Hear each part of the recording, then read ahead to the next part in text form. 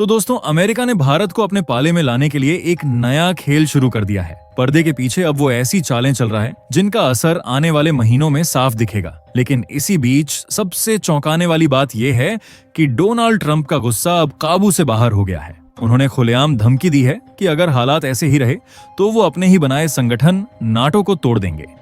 अब बड़ा सवाल यह है कि आखिर ट्रंप का गुस्सा किस देश पर फूटा है? कौन सा देश है जिसे वो नाटो से बाहर फेंकना चाहते हैं?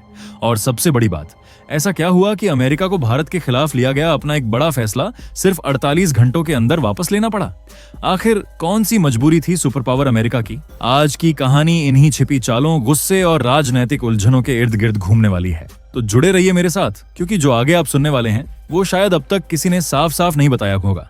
लेकिन उससे पहले अगर आप वीडियो देख ही रहे हो तो बस 1 सेकंड निकालकर लाइक बटन दबा दो और चैनल को सब्सक्राइब कर लो। आपके लिए 1 सेकंड होगा, लेकिन हमारे लिए बहुत बड़ी मदद है। दरअसल दोस्तों, इन दिनों ट्रंप का मूड कुछ ज्यादा ही बिगड़ा हुआ है। कहने को तो वजह छोटी लगती है, लेकिन असर बड़ा है। 2025 का नोबेल शांति पुरस्कार इस बार वेनेजुएला की विपक्षी नेता मारिया कोरिन माचाडो को मिला है। वो नेता जो अपने देश में लोकतंत्र के लिए सालों से तानाशाही के खिलाफ लड़ रही हैं।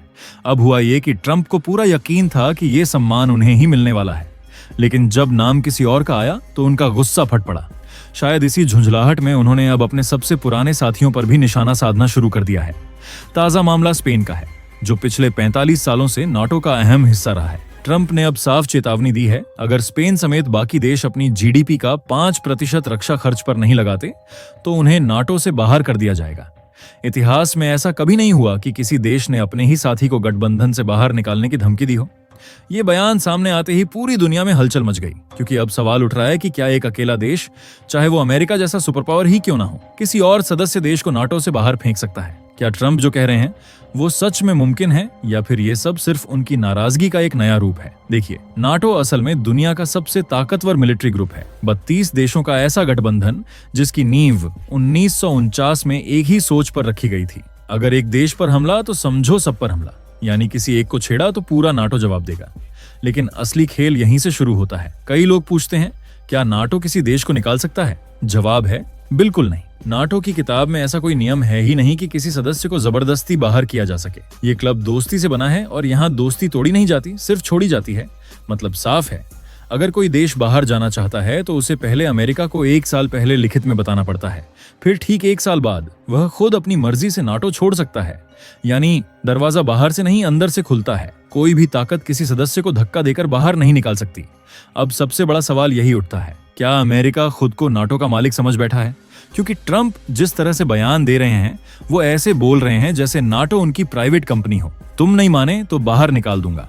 लेकिन हकीकत इससे बिल्कुल अलग है। नाटो का नियम साफ कहता है, किसी देश को बाहर निकालने के लिए तो पूरा संविधान ही बदलना पड़ेगा, और वो भी तभी जब 2/3 देश हाँ करें। अब सोचिए, 32 में से 21 देशों की मंजूरी चाहिए। Practically impossible. यानी ट्रंप की धमकी बस एक राजनीतिक गीदड़ भभकी है। असल में ट्रंप का मकसद कुछ और है। वो स्पेन जैसे देशों पर दबाव डालना चाहते हैं कि वे अपनी सेना पर ज्यादा पैसा खर्च करें, नाटो के फंड में ज्यादा योगदान दें। उनकी धमकी का कोई कानूनी वजन नहीं है, ये बस प्रेशर पॉलिटिक्स है, वही पुराना ट्रंप स्टाइल।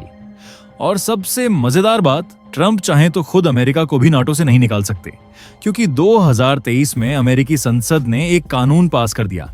कोई भी राष्ट्रपति नाटो छोड़ना चाहे तो पहले संसद से मंजूरी लेनी होगी। मतलब ट्रंप अगर चाहे भी तो व्हाइट हाउस से नाटो को बाय बाय नहीं बोल सकते। तो अब ट्रंप के पास ऑप्शन क्या बचता है? वो बस स्पेन की मदद रोक सकते हैं या फिर कुछ व्यापारिक सजा दे सकते हैं, बस। इससे ज्यादा कुछ नहीं। याद है 2019 में तुर्की को निकालने की बातें भी खूब चली थीं, लेकिन हुआ कुछ नहीं, क्योंकि कानूनी रास्ता बंद है। तो साफ है, ट्रंप के बयान जरूर हलचल मचाते हैं, लेकिन नाटो की नींव अब भी उतनी ही मजबूत है। ये गठबंधन किसी के ट्वीट या धमकी से नहीं टूटने वाला। अब बात उस खबर की जिसने खुद अमेरिका को झुकने पर मजबूर कर दिया। कहते हैं, सिर्फ दहाड़ने से कोई शेर नहीं बनता, और आज यही लाइन डोनाल्ड ट्रंप पर सटीक बैठती है। एक तरफ तो वो नोबेल शांति पुरस्कार के लिए बच्चों जैसी जिद कर रहे थे, देखो मैंने गाजा से लेकर भारत पाकिस्तान तक युद्ध रुकवाए, दुनिया के सामने खुद को पीस मेकर बताने में लगे थे। लेकिन दूसरी तरफ उनके ही देश में उनके खिलाफ बगावत के सुर उठने लगे। लोग पूछने लगे, क्या हमारा राष्ट्रपति हमारी सेहत के साथ खिलवाड़ कर रहा है? और बस वहीं से ट्रंप की पूरी चाल उलटी पड़ गई। एक झटके में ट्रंप को अपना बड़ा फैसला पलटना पड़ा। अब सवाल ये, ऐसा क्या हुआ कि उनकी ही जनता उनके खिलाफ खड़ी हो गई और कैसे भारत ने बिना कुछ बोले ये पूरी बाजी जीत ली? कहानी शुरू होती है एक धमकी से। ट्रंप ने भारत को चेतावनी दी, अगर रूस से तेल खरीदना बंद नहीं किया तो भारत से अमेरिका जाने वाली दवाइयों पर 100% टैक्स लगा देंगे। सुनने में तो ये धमकी भारत के लिए थी, लेकिन असल झटका तो अमेरिका को ही लगना था, क्योंकि भारत की दवाओं पर टैक्स लगाना मतलब अमेरिकी जनता से उनकी सस्ती दवाइयां छीन लेना।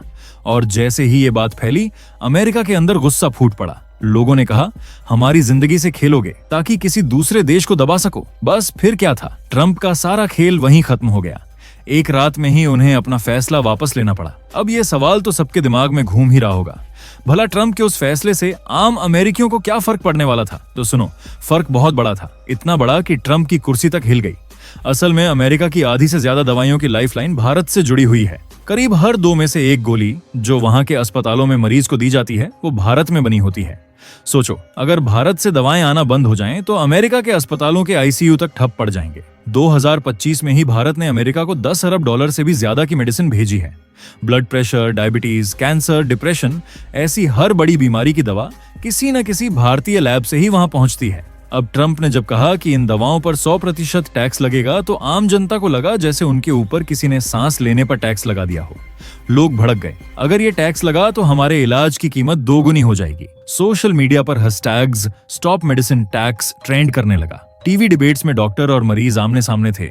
यहाँ तक कि न्यूयॉर्क से वॉशिंगटन तक लोग सड़कों पर उतर आए और व्हाइट हाउस के बाहर विरोध शुरू हो गया। ट्रंप ने सोचा था कि वो भारत पर दबाव बनाएंगे, लेकिन उल्टा उनकी अपनी जनता ने ही उन्हें घेर लिया। और नतीजा, 48 घंटे के अंदर ट्रंप को पीछे हटना पड़ा। जो फैसला उन्होंने दबाव में लिया था, वो अब अमेरिका की सबसे बड़ी बैकफायर कहानी बन चुका था।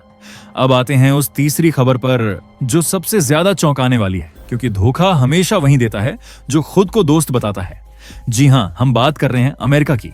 कल ही दुनिया भर में एक खबर आग की तरह फैल गई कि अमेरिका ने पाकिस्तान को F-16 लड़ाकू विमानों के लिए सबसे खतरनाक मिसाइल M120D3 देने की मंजूरी दे दी है।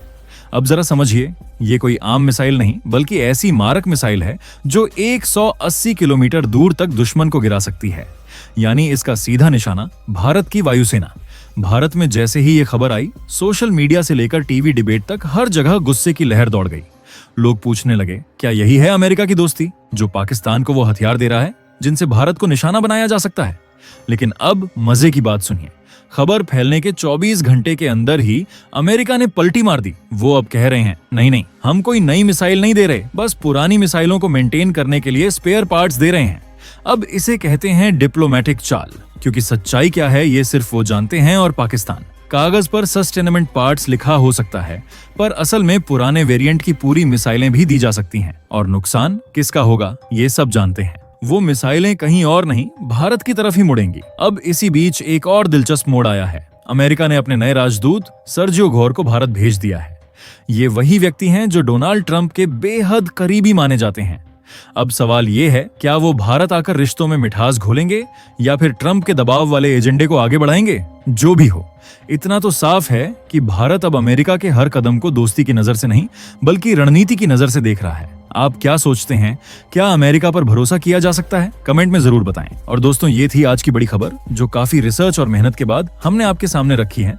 तो अगर आप हमारी मेहनत को सपोर्ट करना चाहो तो वीडियो को लाइक और चैनल को सब्सक्राइब करके अपने दोस्तों से शेयर कर दें, ताकि उन्हें भी ये जानकारी मिल सके। जय श्री राम।